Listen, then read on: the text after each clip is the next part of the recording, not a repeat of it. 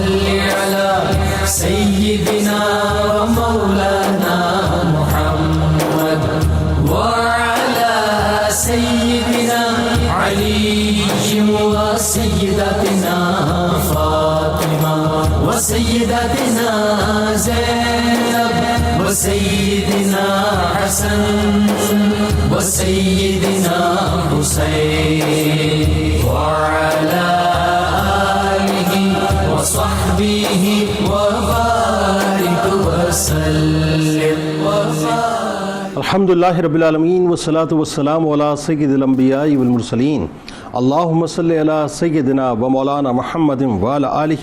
واصحابہ وبارک وسلم وصلی علیہ۔ دنیا کی تمام دیکھنے والوں کو، تمام چاہنے والوں کو، تمام پیار کرنے والوں کو، اور جہاں جہاں تک اس وقت میری آواز کو سنا اور مجھے دیکھا جا رہا ہے، جنید اقبال کی جانب سے انتہائی محبت کے ساتھ السلام علیکم۔ ایک بار پھر ناظرین، آپ کو پر نور صبح نور کے ساتھ میں دل کی گہرائیوں سے خوش آمدید کہتا ہوں، اور آئیے بلا توقف چلیں حضرت ابو انیس محمد برکت علی علیہ رحمہ کی تالیف اسماء النبی کریم صلی اللہ علیہ وآلہ وسلم سے رسول اللہ صلی اللہ علیہ وآلہ وسلم کا ایک اسم مبارک پڑھنے اور سننے کی سعادت حاصل کرتے ہیں۔ سیدنا الناصح صلی اللہ علیہ وآلہ وسلم، ہمارے سردار، نصیحت فرمانے والے، درود و سلام بھیجے اللہ آپ صلی اللہ علیہ وآلہ وسلم پر، آپ صلی اللہ علیہ وآلہ وسلم کے آل پاک پر، اور صحابہ کرام رضوان اللہ تعالیٰ علیہم اجمعین پر۔ حضرت معاذ رضی اللہ تعالیٰ عنہ سے روایت ہے کہ حضور نبی کریم صلی اللہ علیہ وآلہ وسلم نے فرمایا کہ جس شخص نے غصے کو پی لیا حالانکہ وہ اسے نافذ کرنے پر قادر تھا، تو اللہ تبارک و تعالیٰ بروز قیامت ساری مخلوق کے سامنے اسے بلائے گا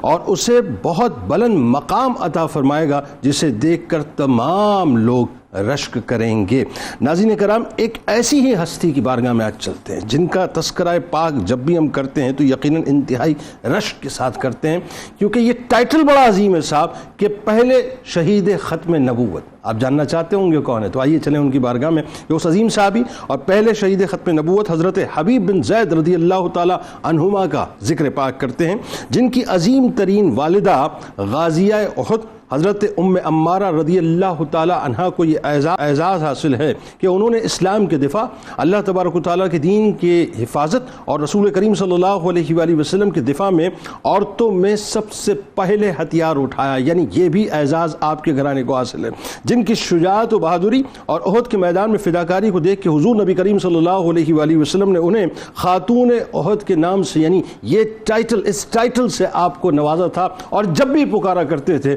آپ کو خاتون احد کے نام سے پکارا کرتے، تو سوچئے شجاعت اور بہادری کا کیا عالم ہوگا۔ یہ وہ عظیم ترین اور جانثار خاندان ناظرین کہ ایمان ان کی رگ و پے کے اندر سرایت کیا ہوا تھا، یعنی مکمل طور پہ پریویل کرتا تھا ان کے وجود کے اندر، جن کو حب مصطفیٰ، غلامی مصطفیٰ اور فداکاری مصطفیٰ صلی اللہ علیہ وآلہ وسلم کا یہ اعزاز نصیب ہوا کہ دو جہاں کے سردار احمد مختار صلی اللہ علیہ وآلہ وسلم، یعنی کن کی کنجی کے مالک نے یہ سند عطا فرمائی کہ الہی ان سب کو یعنی اس پورے خاندان کے لیے میرے سرکار نے دعا فرمائی کہ ان سب کو جنت میں میرا رفیق بنا دے، یعنی میرا رفیق بنا دیا گیا ہے، اور اللہ ان سے راضی اور وہ اپنے رب سے راضی ہیں۔ ناظرین کرام، ختم نبوت پر ایمان ذہن میں رکھیے، بڑا کیٹیگوریکل جملہ ادا کرنے جا رہا ہوں، اور آج کے اس دور میں جہاں فتنہ ہر طرف نظر آتا ہے، یہ تو پیوست کر لیجئے صاحب، بلکہ اپنی نسلوں کے وجود کے اندر پیوست کروا لیں کہ ختم نبوت پر ایمان ہی ایمان کا اصل معیار ہے۔ ختم نبوت ہی ناظرین وہ عقیدہ ہے جو سارے عقائد کی عمارت کی بنیادی طور پر اساس ہے،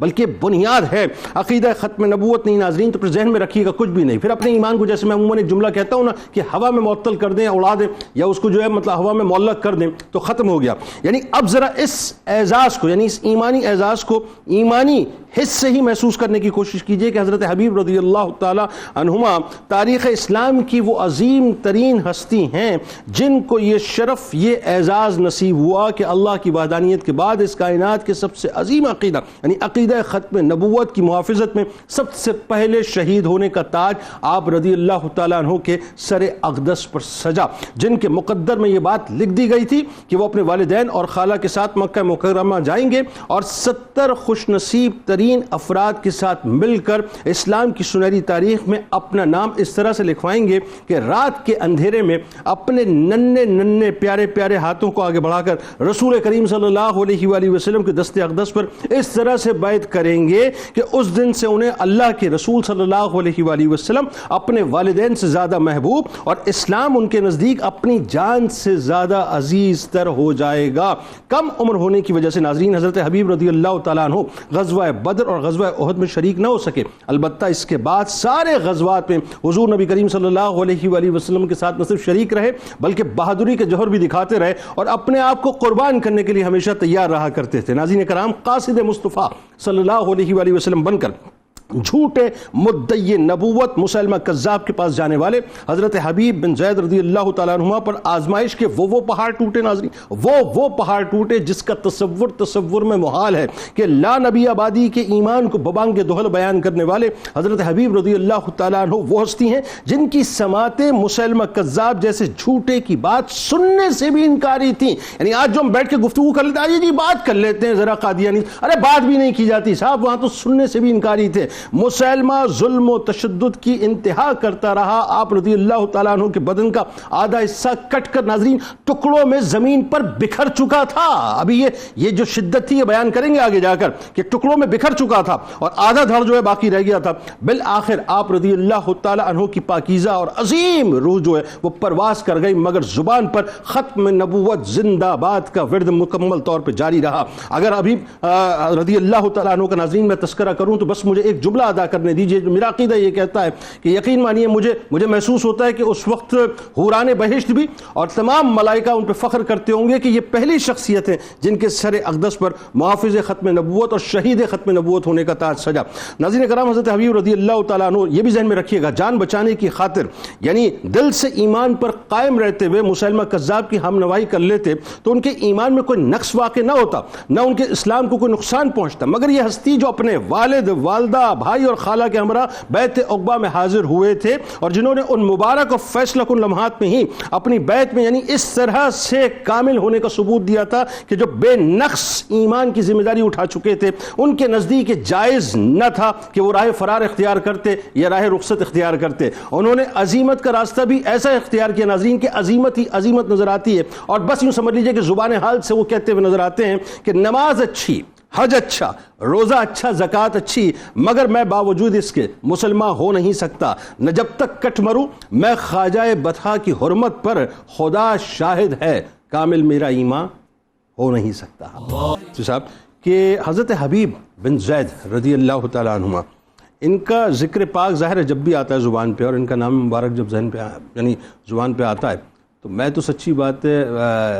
رش کی اس کیفیت میں ہوتا ہوں کہ یہ تاج آپ کے سر اقدس پر اللہ نے کیسا سجایا کہ پہلے شہید ختم نبوت۔ تو پہلے تو اس خاندان کا تذکرہ کرتے ہیں جو فداکاروں کا خاندان، اس کا تعارف، اور خاص طور پہ آپ کے والد محترم اور آپ کی والدہ محترمہ، کیا ہی کمال ہستیاں صاحب، یعنی فداکاری کی اعلیٰ مثال، بتائیے ذرا۔ جی یقیناً ایسا ہی ہے جنید بھائی، میرے آقا صلی اللہ علیہ وسلم کے جس صحابی کو بھی دیکھیں وہ اپنی ذات میں ایک داستان ہے، داستان عظیمت ہے، داستان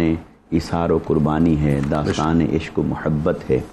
اور ہمارے لیے کامل اور اکمل نمونہ ہے۔ اللہ کی عبادت اور بندگی سیکھنی ہو تو اس کے لیے کامل نمونہ آقا علیہ الصلوۃ والسلام کی ذات ببرکات ہے، لیکن حضور سے کیسا تعلق غلامی ہونا چاہیے یہ سیکھنا ہو تو اس کا کامل اور اکمل نمونہ صحابہ کرام کی ذوات ہے۔ سبحان اللہ۔ گویا اگر کوئی شخص اللہ سے تعلق استوار کرنا چاہتا ہے تو نمونہ کامل ذات مصطفیٰ ہے، اور تاجدار کائنات صلی اللہ علیہ وسلم سے تعلق غلامی قائم کرنا چاہتا ہے اس کا کامل نمونہ صحابہ کرام کی زندگیاں ہیں۔ سبحان اللہ۔ آقا علیہ الصلوۃ والسلام کو اللہ رب العزت نے جیسے دیگر انبیاء کے اوپر ہر اعتبار سے فضیلت عطا فرمائی، انہی میں سے ایک اس اعتبار سے بھی فضیلت عطا فرمائی کہ جیسے پیروکار ان کے تھے مصطفیٰ کریم صلی اللہ علیہ وسلم کے پیروکار ان کے پیروکاروں سے ہر اعتبار سے برتر، اعلیٰ اور افضل تھے۔ اللہ، تو جب ہم یہ بات مانتے ہیں اور دل و جان سے تسلیم کرتے ہیں تو اس کا ریفلیکشن صحابہ کرام کی زندگیوں پر یوں جاتا ہے کہ ان کی زندگی میں جو آقا علیہ الصلوۃ والسلام سے یہ تعلق ایمان، تعلق غلامی اور تعلق محبت اور عشق اور ادب آ گیا تھا، یہ اتنا بھاری ہے ان کی ساری زندگی پر کہ اگر ان کی زندگی میں کہیں کوئی بتقاضۂ بشریت کمی بیشی بھی ہو تو وہ سب چھپ جاتی ہے اسی ایک نسبت کے نیچے کہ انہوں نے آقا علیہ الصلوۃ والسلام کی زیارت کی حالت ایمان کے ساتھ۔ اللہ، لہٰذا آقا علیہ الصلوۃ والسلام کے تمام صحابہ کرام پر اجمالی طور پر یہ بات عرض کرنے کے بعد حضرت حبیب بن زید بن عاصم الانصاری، جب ہم ان کی ذات کو دیکھتے ہیں تو آپ نے ماشاءاللہ کمال خوبصورت انٹرو دیا ان کے تعارف میں، اور یقیناً یہی ہستیاں اس سے زیادہ مستحق ہیں کہ ہم ان کی شان میں یقیناً ہم اپنے آپ کو رفعت دیتے ہیں اور لفظ اور کلمات ان کی بارگاہ میں پیش کریں۔ آپ کا تعلق انصار سے ہے، بنو نجار سے ہے، اور آپ کو اللہ رب العزت نے یہ شان عطا فرمائی کہ بیعت عقبہ ثانیہ کے اندر حضرت حبیب بن زید، آپ کے والد، آپ کی والدہ، آپ کی خالہ، آپ کے بھائی، اللہ، یہ افراد آقا علیہ الصلوۃ والسلام کی بارگاہ میں حاضر ہوئے اور بیعت عقبہ ثانیہ اور اس سے پہلے اولا، ناظرین کے لیے ایک جملے میں عرض کرتا چلوں کہ وہ آقا علیہ الصلوۃ والسلام کے پاس مدینہ سے پہلا ڈیلیگیشن آیا، پھر دوسرا ڈیلیگیشن آیا، اور آ کر انہوں نے آقا علیہ الصلوۃ والسلام کی بارگاہ سے تجدید ایمان حاصل کیا، یعنی یہ ایمان حاصل کیا، اور ایمان کے بعد انہوں نے زندگی قربان کرنے کا وعدہ کر کے گئے۔ اب اس وعدے کا اظہار انہوں نے اپنی اور زندگی کمال یہ کہ یہ وہ قبیلہ ہے جنہوں نے طلال بدر علینا کی صدائیں بلند کی تھی نا، یہ وہی قبیلہ ہے۔ تو اس اعتبار سے پھر حضرت حبیب بن زید رضی اللہ تعالیٰ عنہ، آپ کے والد اور آپ کی والدہ کا بالخصوص جب ہم دیکھتے ہیں تعارف، تو غزوہ احد کا وہ منظر کہ جب آقا علیہ الصلوۃ والسلام کے ارد گرد یوں تو صحابہ کرام بھی تھے، مگر جب بہت سارے جام شہادت نوش کر چکے تو آپ کی والدہ حضرت ام عمارہ، جن کا نام تھا حضرت نصیبہ بنت کعب رضی اللہ تعالی عنہ، تو آپ آقا علیہ الصلوۃ والسلام کے ارد گرد ایسے جانثاری کا مظاہرہ فرما رہی تھی کہ آقا علیہ الصلوۃ والسلام نے انہیں دیکھا تو آپ نے تبسم فرمایا کہ کس انداز میں ایک خاتون ہو کر کس شجاعت اور بہادری کے ساتھ اللہ کی رضا کے لیے اور پیارے مصطفیٰ صلی اللہ علیہ وسلم کی حفاظت کے لیے وہ کس طرح قربانی دے رہی ہیں، اور آپ دشمنوں سے لڑ رہی ہیں، آقا علیہ الصلوۃ والسلام کے دائیں بائیں آگے پیچھے، اور آقا علیہ الصلوۃ والسلام نے ان کی اس شجاعت پر جہاں تبسم فرمایا وہاں انہیں لقب عطا فرمایا خاتون احد کا۔ اور آقا علیہ الصلوۃ والسلام پھر جب کبھی ان سے مخاطب ہوتے، ان کا ذکر فرماتے، تو آقا علیہ الصلوۃ والسلام انہیں خاتون احد کہہ کر پکارتے۔ یعنی قطع کلام کی معذرت، آپ کا نام آپ نے فرمایا حضرت نصیبہ، تو میں یہ سوچ رہا تھا کہ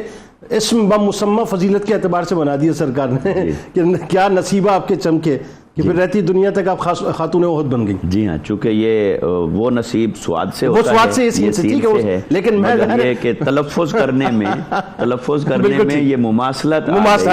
کہ وہ نصیبہ ہو گئی اور نصیب کو انہوں نے پا لیا۔ تو آقا علیہ الصلوۃ والسلام نے انہیں خاتون احد جب قرار دیا تو اس سے یہ بات واضح ہو رہی ہے کہ مردوں میں سے تو سیدنا امیر حمزہ رضی اللہ تعالیٰ عنہ، ان کو سید الشہداء کا لقب عطا ہوا اسی احد کے اندر، مگر عورتوں میں سے جنہیں سب سے بڑا ٹائٹل ملا وہ حضرت ام عمارہ تھی، وہ حضرت حبیب بن زید کی والدہ تھی۔ تو آپ کا گویا کہ پورا خاندان ہی آقا علیہ الصلوۃ والسلام کی محبت میں فدا تھا، آقا علیہ الصلوۃ والسلام کے ادب اور عشق کے اندر فدا تھا، اور وہ ایمان کے اس نقطۂ کمال پر تھے کہ جن میں ہمیں صحابہ کرام کی زندگیاں نظر آتی ہیں۔ اور آپ کی والدہ کی 2 شادیاں ہوئیں، اور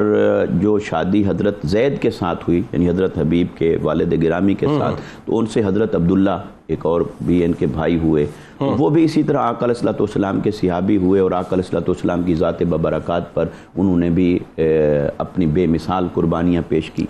تو خلاصہ کلام یہ ہے کہ صحابہ کرام کی زندگیاں جب ہم دیکھتے ہیں تو وہ مہاجرین ہوں، وہ انصار ہوں، انہیں آقا علیہ الصلوۃ والسلام کی محبت میں، ادب میں، اتباع میں اور دین کی خدمت میں اور دین پر استقامت میں وہ قربانیاں انہوں نے دی ہیں کہ رہتی دنیا تک جب بھی کوئی شخص آقا علیہ الصلوۃ والسلام سے اظہار غلامی کرنا چاہے گا یا دین کے لیے قربانیوں اور استقامت کی داستان رقم کرنا چاہے گا، اس کے لیے کامل اور اکمل نمونہ، پہلا اور آخری نمونہ وہ آقا علیہ الصلوۃ والسلام کے یہی صحابہ کرام ہوں گے، جن میں حضرت حبیب بن زید ہیں، ان کے والد ہیں، ان کے بھائی ہیں، اور دیگر تمام صحابہ کرام ہیں۔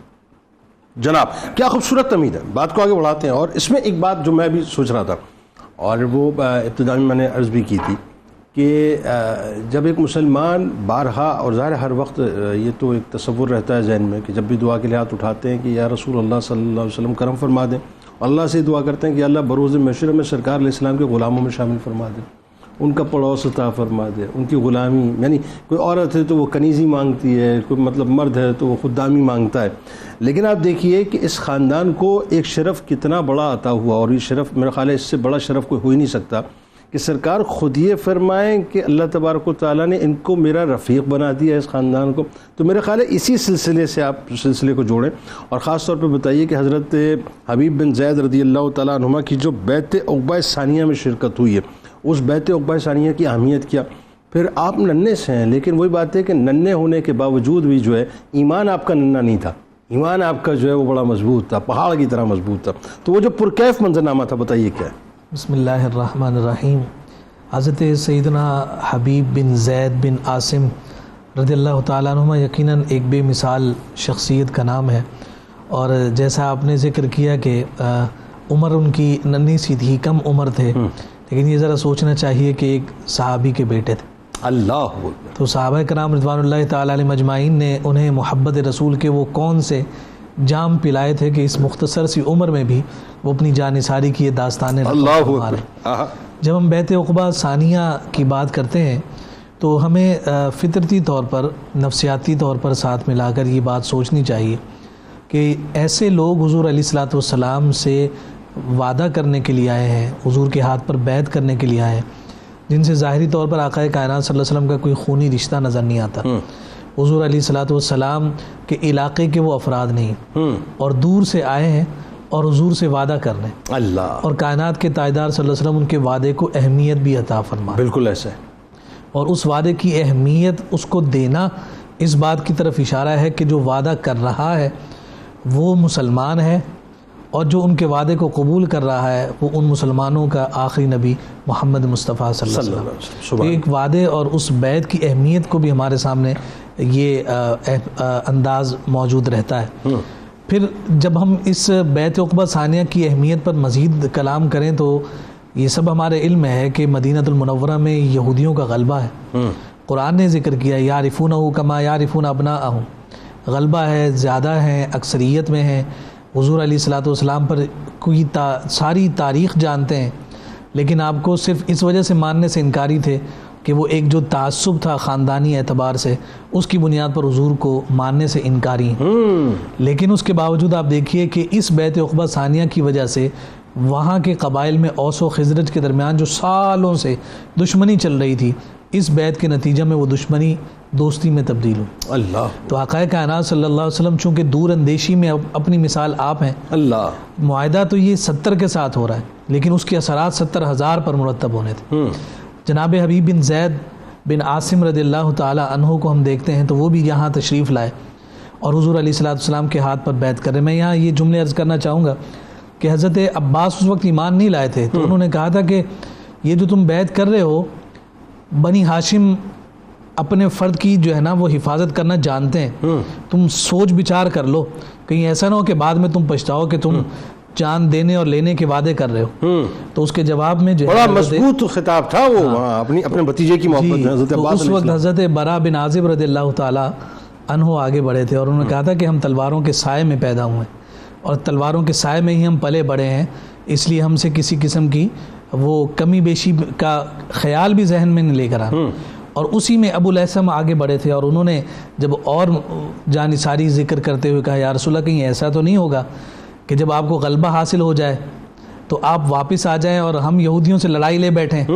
تو حضور مسکرا دیے اور حضور نے فرمایا کہ تمہارا خون میرا خون, اللہ, اور ساتھ فرمایا کہ میں تمہارا ہوں تم میرے ہو. اللہ ہو. یہ دو جملے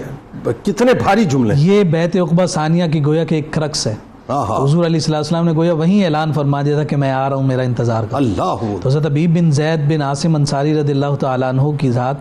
اپنے والدین کے ساتھ یہاں آئی, اور آقا کائنات صلی اللہ علیہ وسلم کے مبارک ہاتھوں پر جہاں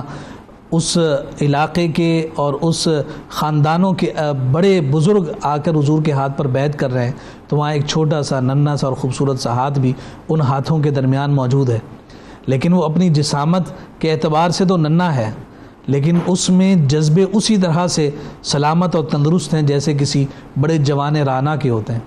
اور وہ جو وعدہ انہوں نے اپنے بچپن کی کیفیت میں کیا ہے, آپ دیکھیے کہ اس وعدے کی تکمیل انہوں نے زندگی کے آخری لمحے تک کی. اللہ. اور نبی رحمت صلی اللہ علیہ وآلہ وسلم سے کیے گئے اس وعدے پر کہ یا رسول اللہ ہم آپ کی جان کے محافظ ہیں. اللہ. حضرت حبیب بن زید رضی اللہ تعالی عنہ کی شہادت حضور کی جان کی محافظت میں نہیں ہوئی, ناموس کی محافظت, حضور کے ناموس کی محافظت. اللہ. تو ناموس کی محافظت کے لیے کوئی شخص اگر اتنا بڑھ سکتا ہے, اللہ تو پھر وہ جان کی محافظت کے لیے کس قدر خوبصورت انداز اور خوبصورت پیرائے کے ساتھ اپنے آپ کو پیش کر سکتا ہے. اللہ. اگرچہ اس کا اظہار حضرت حبیب بن زید کی ذات سے تو نہ ہوتے ہوئے نظر آیا, لیکن ماں نے ضرور بتا دیا, احد کے میدان میں ماں نے ضرور بتا دیا کہ کسی کی جان پر اپنی جان کو نثار کرنا اور نچھاور کرنا کسے کہتے ہیں. بالکل. اور خود پھر کائنات کے تاجدار صلی اللہ علیہ وسلم اس کی تائید بھی فرما دیں کہ ہاں ایسی جان نثاری تو کہیں نظر نہیں آتی. میں دائیں دیکھتا تھا, بائیں دیکھتا تھا, آگے دیکھتا تھا, پیچھے دیکھتا تھا, مجھے ہر جگہ جو نظر آتی تھی وہ عمارہ. اچھا, یہ جو بات آپ کر رہے ہیں, میں بھی یہی بات سوچ رہا تھا کہ ہمارے یہاں سمجھ نہیں آتا صاحب, یا تو پڑھانے والوں نے صحیح طرح سے نہیں پڑھایا, یا وہ یہ تو طے ہے کہ ایک خاص مقصد کے تحت ڈسٹریکٹ کیا جا رہا ہے خواتین کو, لیکن میں یہ سمجھتا ہوں کہ پڑھانے والوں نے بھی شاید صحیح طرح سے نہیں پڑھایا. یعنی آپ یہ دیکھیے کہ احد کے میدان کے اندر جہاں پر جانوں پہ بنی ہوئی تھی, صورتحال دیکھیں کہ وہ میدان جہاد ہے, وہ مذاق نہیں ہے. وہاں ایک عورت اس انداز سے اتنی جرت و بہادری سے سامنے آئے, وہ رہتی دنیا تک خود ایک مثال ہے. اور آپ یہ دیکھیے کہ سرکار مدینہ صلی اللہ علیہ وآلہ وسلم نے یہ نہیں فرمایا کہ آپ یہاں سے چلی جائیں, بلکہ سرکار علیہ السلام اس سارے منظر نامے کو دیکھتے رہے, پھر انڈورس کیا آپ کے مقام و مرتبے کو. ذرا سلسلے کو آگے بڑھائیے علامہ صاحب, اور اب آئیے ذرا اس منزل کی طرف, کیونکہ یہ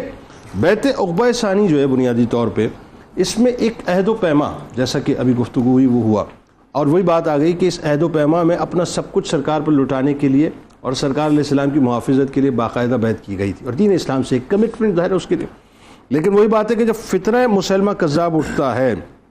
تو وہاں حضرت حبیب رضی اللہ تعالیٰ عنہ وہ ہستی ہیں جن کو سرکار مدینہ صلی اللہ علیہ وآلہ وسلم خود جو ہے منتخب فرماتے ہیں پیغام رساں کے طور پہ, اور پھر کذاب کے پاس آپ بھیجتے ہیں, خط لے کر وہ جاتے ہیں. تو وہ جو پورا منظر تھا وہ ذرا پہلے بتائیے کہ کیا خط و کتابت ہوئی تھی.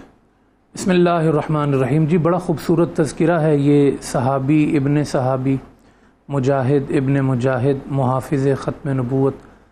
حضرت حبیب ابن زید رضی اللہ تعالیٰ عنہ کا. اور آپ صلی اللہ علیہ وسلم کے زمانے میں مسلمہ کذاب کا ظاہر ہونا یہ رہتی دنیا تک اس بات کا پیغام تھا اور علامت تھی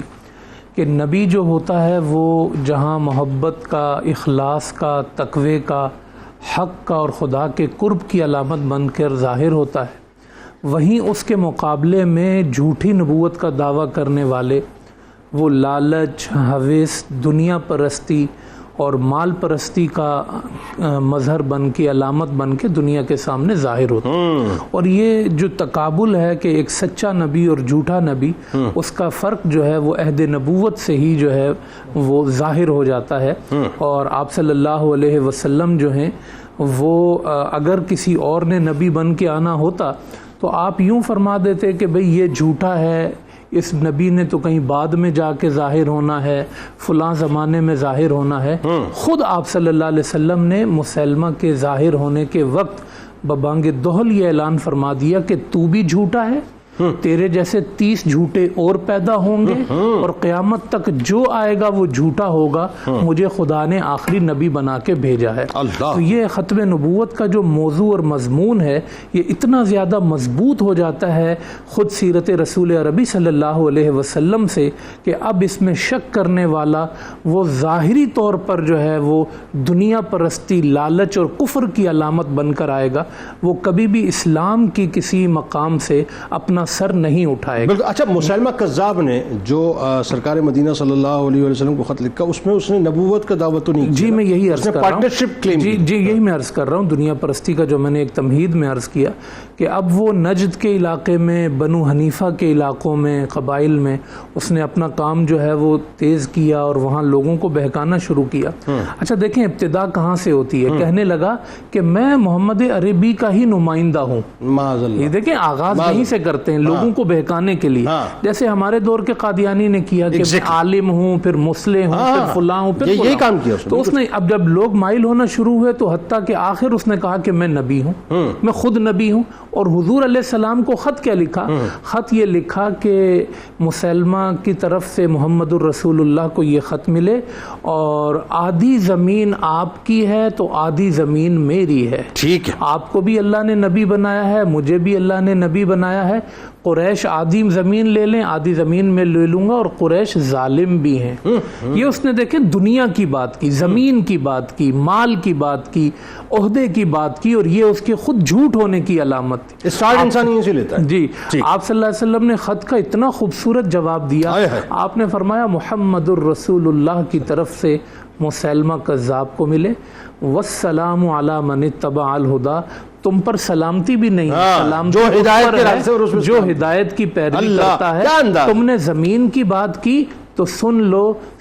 زمین تو ساری اللہ کی ہے، نہ تیری ہے نہ میری ہے، زمین ساری اللہ کی ہے۔ ہاں میرا رب جسے چاہتا ہے زمین کا وارث بنا دیتا ہے، اور یہ بھی یاد رکھ کہ اچھا انجام جو ہے وہ متقین کے لیے ہے۔ یہ آپ صلی اللہ علیہ وسلم نے، لیکن وہ باز نہیں آیا اور وہ اپنی جو ہے وہ کفر کی سرگرمیوں کو بڑھاتا رہا، تاآں کہ آپ صلی اللہ علیہ وسلم نے پھر ایک مرتبہ چاہا کہ اس کو ہدایت کی طرف مائل کیا جائے۔ آپ صلی اللہ علیہ وسلم نے پھر ایک خط لکھا، یعنی دو خطوط سرکار، حضور نے فرمایا کہ یہ میرا پیغام ہے، یہ لے جا کے مسلمہ کو دینا ہے۔ اور نگاہ انتخاب کہاں پڑی؟ میں اس موقع پر یہ ضرور عرض کروں گا، حضور علیہ السلام کا کوئی عمل حکمت سے خالی نہیں ہوتا تھا۔ آپ نے جس کو وفد بنایا، آپ نے جس کو سفیر بنایا، آپ نے جس کو جس علاقے کے لیے چنا۔ میں ان جملوں پر اپنی بات ختم کروں گا کہ یہ دعا کرانا تو آسان ہے کہ آپ کا پڑوس مل جائے، لیکن حضور کا پڑوس ملتا کسے ہے؟ ختم نبوت کے محافظ، عہد میں حفاظت کرنے والی۔ اور حضور کی نگاہ انتخاب دیکھیں کہ کہا او میرا پڑوس مانگنے والو جاؤ ختم نبوت پہ ڈیوٹی دو۔ آپ نے گھر میں سنبھال کے نہیں رکھے کہ یہ میرے پڑوسی ہیں تو ہمارا تم بھی گھر پہ رہو،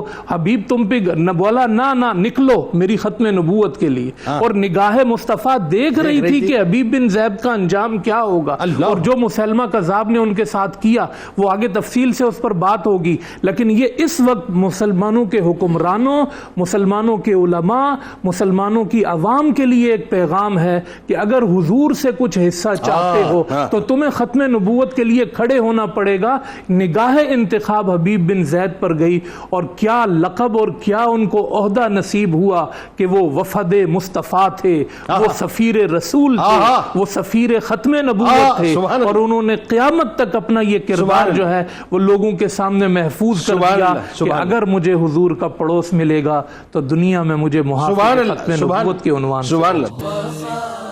سلسلے کو وہیں سے جوڑیے ذرا، اور اس منظر نامے کی طرف ہمیں لے کے چلیں مفتی صاحب کہ جہاں حضرت حبیب بن زید رضی اللہ تعالیٰ عنہ کی استقامت ایمانی نظر آتی ہے، جہاں مسیلمہ کذاب جیسے ظالم کا ظلم اور جبر، اس کا تشدد انتہا پر نظر آتا ہے، اور پھر آپ رضی اللہ تعالیٰ عنہ کی جو شہادت کا دردناک منظر نامہ ہے، لیکن ان تمام باتوں میں جو ایک بات جو بار بار میں پڑھ کے آپ یقین مانیے میرے آنسو نہیں روک رہے تھے اس بات کو پڑھتے ہوئے، کہ بڑے سے بڑا بہادر ہو نا صاحب، جب اسے ٹارچر کیا جاتا ہے نا، مطلب آپ کسی تھانے دار کے ٹارچر کو برداشت نہیں کر سکتے، 2 الیکٹرک شاکس لگتے ہیں نا تو انسان نے جو نہیں کیا ہوتا انسان کہنے لگ جاتا ہے کہ ہاں میں نے یہ سب کچھ کیا ہوا ہے۔ وجہ اس کے کہ ٹکڑوں میں تقسیم کیا جا رہا ہے، اور جسوں کو کہتا ہے کہ اب کہہ کہ میں رسول ہوں، تو فرماتے ہیں کہ میری سماج جو ہے تمہاری بات سننے سے قاصر ہے، سننا ہی نہیں چاہتا میں اس بات۔ بتائیے ذرا کیا منظر ہے۔ سبحان اللہ۔ قرآن مجید نے جس استقامت کا ذکر فرمایا تھا، یوں تو وہ صحابہ کرام کی زندگیوں میں ہر بار ہی ایک نئے نمونے اور آئینے کے ساتھ دکھائی دیتی ہے، مگر حضرت حبیب بن زید بن عاصم رضی اللہ تعالیٰ عنہما الانصاری، آپ کی زندگی میں یہ جو استقامت کا نمونہ ہے یہ با کمال ہے۔ اس میں اللہ رب العزت نے ارشاد فرمایا ان الذین قالوا ربنا اللہ ثم استقاموا تتنزل علیہم الملائکہ، کہ جنہوں نے کہا کہ ہمارا رب اللہ ہے، اللہ پر ایمان لائے اور پھر اس کے اوپر جم کر کھڑے ہو گئے، استقامت کے ساتھ کھڑے ہو گئے، اللہ اس استقامت کی وجہ سے انہیں جتنی مشکلات آئیں وہ سہتے چلے گئے، تو اللہ تعالیٰ نے فرمایا ان پر ملائکہ کا نزول ہوتا ہے، اللہ وہ آ کر انہیں خوشخبری دیتے ہیں کسی کا خوف نہیں کرنا، تمہارے لیے بشارت ہے جنت کی، اور اللہ تم سے راضی ہو گیا۔ اور لگتا ہے کہ یہی سب کچھ حضرت حبیب بن زید رضی اللہ تعالیٰ عنہما کے کانوں میں آوازیں آ رہی تھیں جس وقت وہ آقا علیہ الصلوۃ والسلام کی ختم نبوت کے محافظ بن کے کھڑے تھے مسیلمہ کذاب کے سامنے۔ وہ ہوا یوں کہ آقا علیہ الصلوۃ والسلام نے انہیں خط دے کر بھیجا، جس کا ذکر حضرت نے ماشاءاللہ بڑے خوبصورت انداز میں بیان فرمایا، اللہ تعالیٰ ان کو سلامت رکھے۔ آمین۔ تو جب وہ پہنچے تو سب سے پہلے تو انہوں نے ان پر تشدد کیا، اور وہ تشدد صاف ظاہر ہے کہ خفیہ تھا، تو اس تشدد میں جب وہ نہیں مانے، انہوں نے سرنڈر نہیں کیا، تو پھر اس نے ایک دن اپنی قوم کو جمع کیا، اور وہ اس نے چاہا کہ شاید اس تشدد کے ذریعے سے جب یہ اپنے منہ سے ہی کہہ دیں گے ڈر اور خوف کی وجہ سے کہ میں آپ کو مانتا ہوں، تو میں اسے اپنے معجزے اور نمونے اور کرامت کے طور پر بیان کروں گا، مگر اسے کیا خبر تھی کہ یہ تو پروردہ آغوش مصطفیٰ صلی اللہ علیہ وسلم ہے۔ تو جب مجمع اکٹھا ہوا اس کی قوم کا، تو حضرت حبیب رضی اللہ تعالیٰ عنہ کو سامنے لایا گیا، اور آپ پر تشدد کے نشانات نمایاں تھے، اور اس نے آپ سے پوچھا کہ بتاؤ کہ کیا تم مجھے اللہ کا نبی اور رسول مانتے ہو؟ تو آپ نے فرمایا کہ آپ کا جواب فرمایا انا اصم لا اسمع، میں بہرا ہوں اور میں نہیں سنتا، جس کا معنی یہ تھا کہ آقا علیہ الصلوۃ والسلام کی ذات ختم نبوت پر ہمارا ایمان ایسا کامل ہے کہ اس کے علاوہ کوئی اور بات سننے سے ہمارے کان بہرے ہیں، اللہ اکبر، اس کی ہم نے گنجائش ہی نہیں رکھی کہ یہ بات کسی سے سنی جائے، چاہے جائے کہ اس سے کوئی دلیل طلب۔ اچھا کمال یہ کہ وہ پہلے تو یہ پوچھتا تمہارے نبی جو آخری نبی ہیں جی، وہ فرماتے تھے ہاں ہے، اور جیسے وہ اپنے بارے میں پوچھتا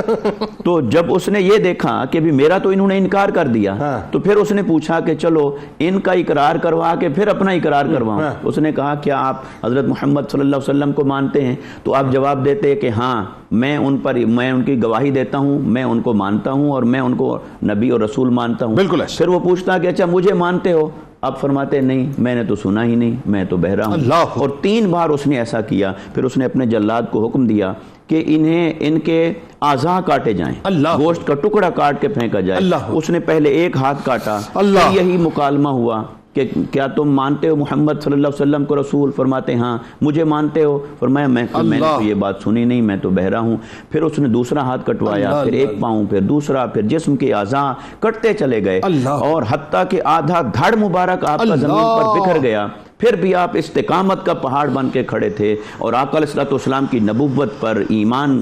ایسا ایمان کامل کا مظاہرہ فرما رہے تھے کہ جسم ساتھ نہیں رہا پر وہ روح ساتھ ہے، وہ ایمان ساتھ ہے، وہ عقیدہ ساتھ ہے۔ استقامت کا ایسا پہاڑ قیامت تک کوئی اور شاید دکھائی نہ دے۔ مثالی آقا علیہ الصلوۃ والسلام کے غلاموں کی ایک بے مثال عظیمت کی میں آپ کو بتاؤں، مثال ہی نہیں ملتی۔ مطلب میں بتا رہا ہوں نا آپ کہ ہم کس چوٹی کے کانٹے کو برداشت نہیں کر سکتے، ذرا سی کوئی آگ ہمیں چھو کے چلی جاتی ہے ہم برداشت نہیں کر سکتے، کوئی ہمیں مارنا پیٹنا باندھ کے شروع کرے، ہم سے جو چاہے وہ کہلوا دے۔ وہ تو ایمان کے کیا رتبہ ہے، کیا معیار ہے کہ مطلب یکے بعد دیگرے جسم کے اعضاء کاٹے جا رہے ہیں، اور اس کے باوجود لا نبی آبادی، لا نبی آبادی، لا نبی آبادی، لا نبی، ختم نبوت زندہ باد کے نعرے لگا رہے ہیں۔ کیا کیفیت ہے۔ حضرت ام عمارہ رضی اللہ تعالی عنہا کا رسول کریم صلی اللہ علیہ وآلہ وسلم سے جو تعلق ہے وہ تعلق ان کی اولادوں میں شرائط کیا ہے، اس میں کوئی دوسری رائے نہیں۔ اچھا آپ دیکھیے ایک اور بات، ایک مقام پہ وہ جو آپ نے ایک سوال کیا تھا، میں چاہتا ہوں وہ بھی ذرا پتہ چلے کہ عورتوں کو کیا مقام دیا ہے۔ ایک اسٹریچر تو وہ جو آپ کا بظاہر نظر آتا ہے جو سرکار نے انڈورس فرمایا، اور ایک آپ نے مقام دلوایا عورتوں کو، وہ قرآن کی آیات کا حصہ باقاعدہ، ذرا اس کے بارے میں بھی بتائیے۔ پھر آپ کا اکرام حضرت عمر فاروق یا دیگر جو صحابہ کیا کرتے تھے کیسے کیا کرتے تھے؟ بسم اللہ الرحمن الرحیم، بڑی خوبصورت بات ہے۔ دیکھیں کہ ماں اگر عمارہ جیسی ہوں گی تو بیٹے پھر حبیب بن زید، آئے ہائے آئے ہائے آئے، تو جو خوبصورت گود انہیں میسر آئی جناب حبیب بن زید کو، تو اس کا انہوں نے حق ادا کیا۔ بے شک ہے۔ حضرت عمارہ رضی اللہ تعالیٰ عنہ حضور نبی رحمت صلی اللہ علیہ وسلم سے انتہائی عقیدت، انتہائی محبت رکھنے والی ہیں، جہاں حضور علیہ السلام نے ان کے لیے جنت میں اپنا قرب انہیں عطا فرمایا اور ان کے لیے اپنے رفیق ہونے کا اعلان فرمایا، تو اس وقت پھر یہ کہا کرتی تھیں کہ اب میرے لیے کافی ہے، ما ابالی ما اصابنی من الدنیا، دنیا کے جتنی مصیبتیں مجھ پر توڑ دو، مجھے پرواہ نہیں ہے، چونکہ کل جنت میں مجھے مصطفیٰ کا ختم ہو رفیق گئے بننے کا اللہ شرف مجھے حاصل ہو جائے گا۔ اللہ اکبر۔ حضور نبی رحمت صلی اللہ علیہ وسلم کی مجلس سجی ہے اور حضرت عمارہ حاضر ہوئیں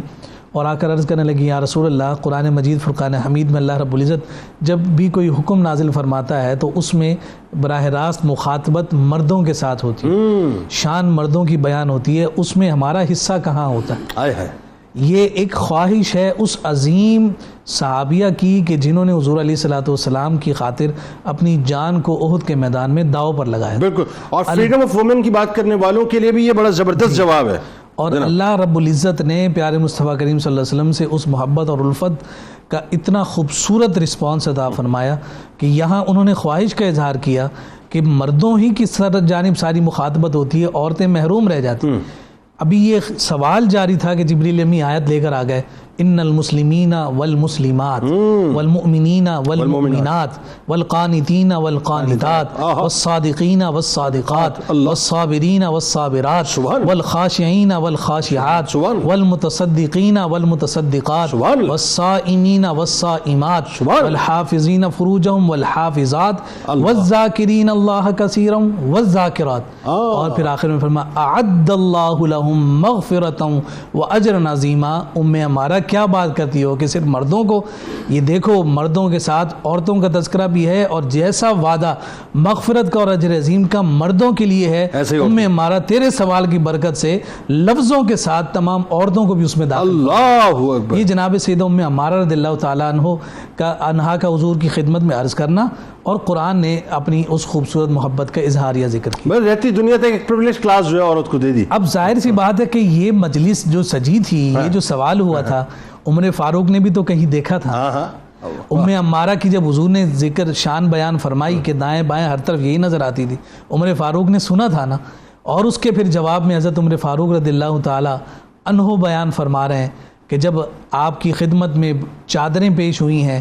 اور مال غنیمت میں مہنگی اور بڑی بڑی چادریں پیش کی گئیں، تو لوگوں نے مشورہ دیا کہ یہ حضرت صفیہ کو دی جائے، تو آپ نے فرمایا کہ نہیں، میں یہ اس خاتون کو دوں گا کہ جس خاتون کے بارے میں امام الانبیاء نے ان کے لیے وہ اعزاز اور شرف ذکر کیا۔ اب لوگ تلاش کر رہے ہیں کہ کس سے یہ خوبصورت چادر دی جائے گی۔ حضرت عمر فاروق رضی اللہ تعالیٰ عنہ کی نظر انتخاب جس ہستی کی جانب گئی ہے،